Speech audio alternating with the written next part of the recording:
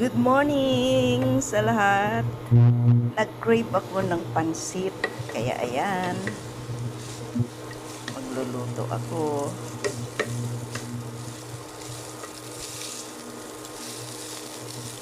Mag-isa lang naman ako, kaya kakaunti lang. Yan ngayon ang kakainin ko. Tapos maglalunch ako na favorite kong gulay na munggo.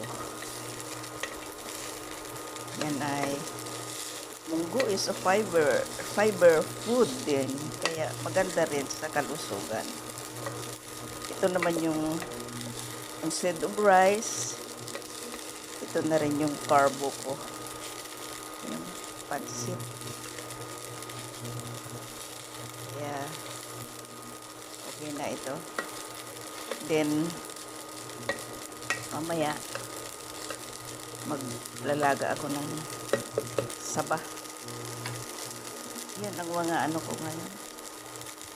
Kinakain ko kasi mahina na talaga yung ano ko, yung digestive system ko sa mga karne.